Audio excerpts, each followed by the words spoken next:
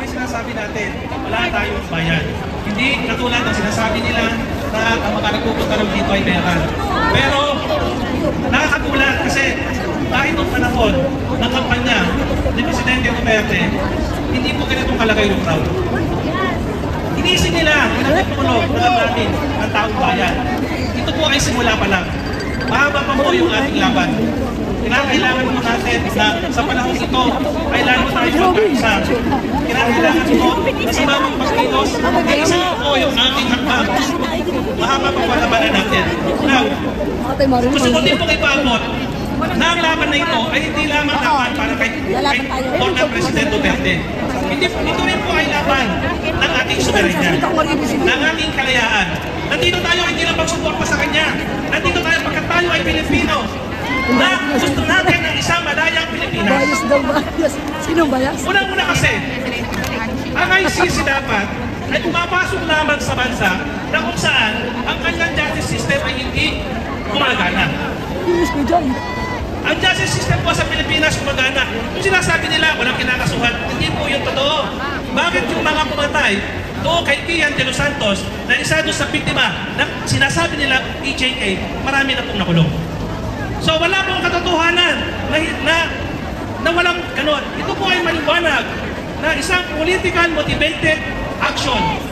Dahil sa kasakiman nila, sa wala na silang pakialam kung tayo ang sumaraya, kung tayo ay pinagtatawanan ng ibang bansa. Paano tayo pinagtatawanan?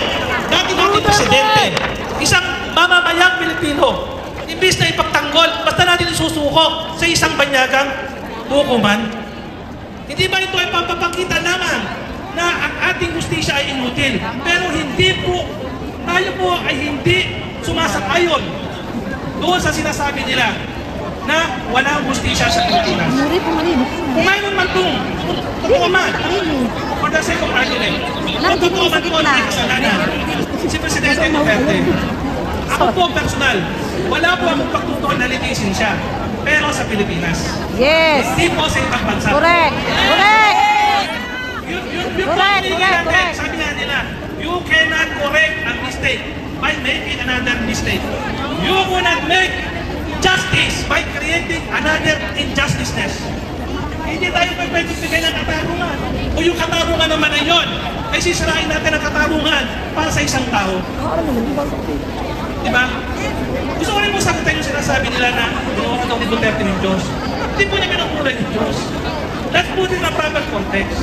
Ang sinasabi po niya, kung ang Diyos masama ang ginagawa, eh hindi ang Diyos, kaya walang iyayan. Dalawa po ang Diyos.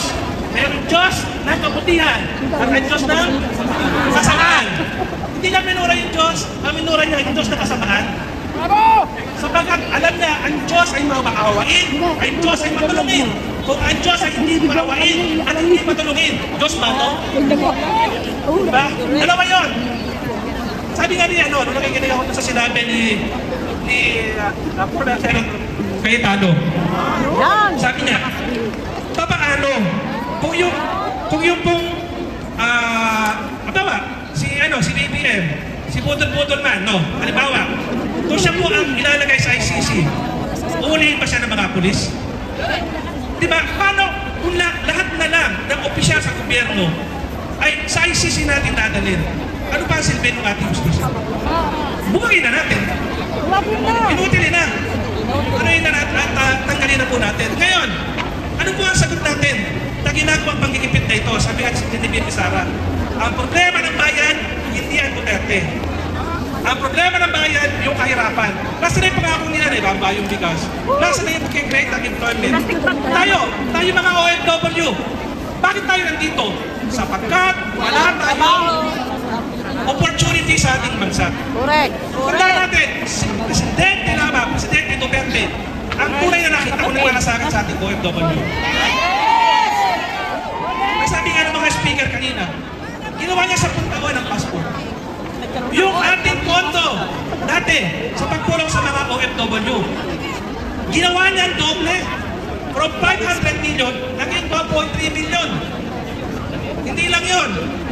Binuo niya ang Department of Migrant Workers. Nung nagkaroon ng problema sa Kuwait, sino yung nanindigan na bayan ko, papauwiin ko na sila. Sino gumawa nun? Duterte! Duterte! Duterte! Hindi lang po yun. Kami noon, nung nag-rally kami, para ipaglaban yung pag-aalis ng pagbabayad doon sa PhilHealth. Alam ko, natatandaan nyo lahat yun. Dito rin po nangyari yun sa kay Rolly. Subito agad-agad, sinuspinde ni Presidente Duterte ang pangumolekta na contribution ng PhilHealth sa ating mga OFW. Napakadami po ng kanyang ginawa. Sobra.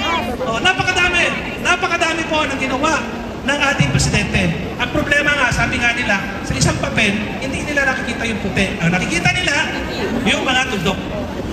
Diba? Hindi na, wala pong perfectong tao. Kasi perfecto, hindi perfecto eh. Diba? Hindi ako lahat agree sa ginagawa o sa mga katakaran ng dating Pangulong Duterte. May mga mali din siyang ginawa. Tao siya eh. Normal lang po yun. Pero kung susumahin mo yung totalidad o yung kanyang adhikain, yung kanyang advokasya, ay lagi po ako sakayo sa kanya. Now, ano po ang susunod natin mga hakbang? Una natin hakbang, syempre, kinakailangan panalo natin ito, ang buong PDP laban.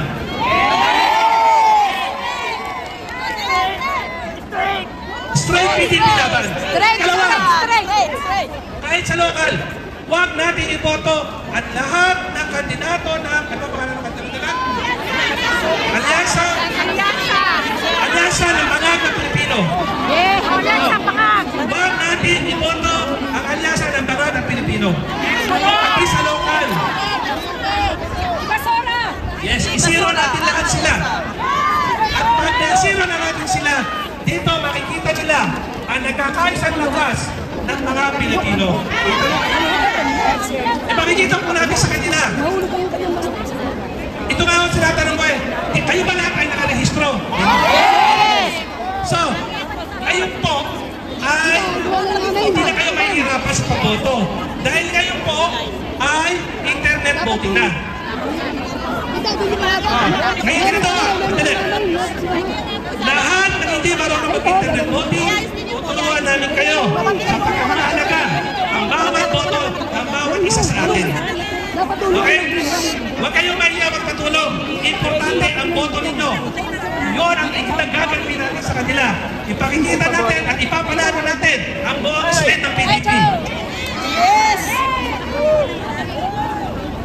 So, yun lang po. Sana po ay naiintindihan natin kung bakit tayo nandito. Hindi na tayo nandito bilang suporta ni Presidente Duterte. Nandito tayo bilang mga Pilipino na nagmamahal ng ating soberenya at ng ating kalayaan. Mabuhay po tayo lahat.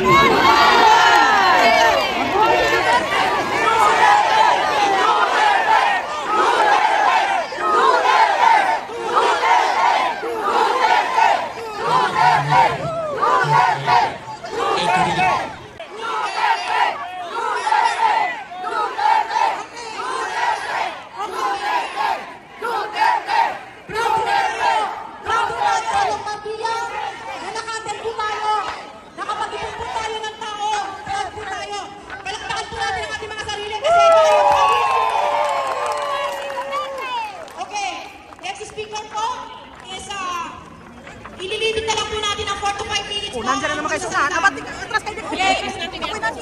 Si Mr. Alan Malisa. Ako po si Alan Malisa. Pilipihin, mga Bisaya na!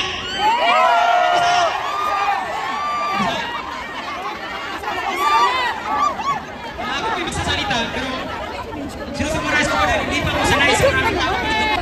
For the people, children who deserve to grow up in the nation, free from fear and chaos, he did it not for power, but out of unshakable love of his country, even knowing that he might pay the highest price. He never be weak because in his heart, a true leader does not think of himself. He thinks of a future and is willing to sacrifice everything to protect it. Now we are once in the darkness of battles. Will we just stand by and watch? They are just and forget the very people who gave their hearts for this nation, who sacrificed for the Filipino people. Will we let them fight alone? After all they have done for us, or we will stand with them just the one stop for us. I humbly ask all for you to pray and honor his sacrifice. He is old and it's time to run short. And may he be given the recognition he truly deserves before it is too late. Maraming salamat po. Pagkataon, binigyan mo ako ng pagkataon ng magsalita. Duterte! Duterte! Duterte! May we call on Mr. Ricky Malisa.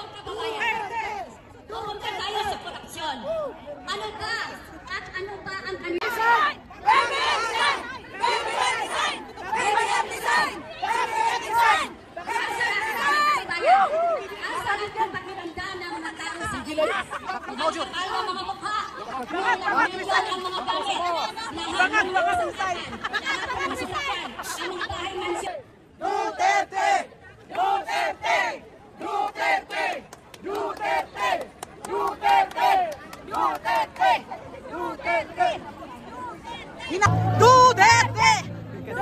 O bakit lumabas ka? Mga kandila nila doon para lasindihan. Kaya nga. Duterte! Sino kumanta? High school. Naiyak ako kanina, tulon-luha ako doon sa harapan. May video. Duterte! Duterte! Duterte! Duterte! Duterte!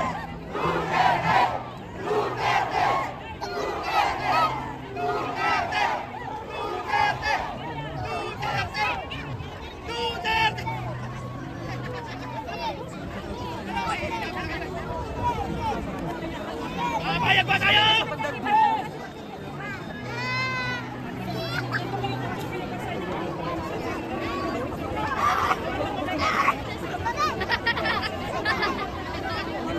Vlogger na. Ang ganda natin, oo. Ay, ang maganda kami. Oo. Maganda na mag-picture ngayon dahil maganda sa magkano.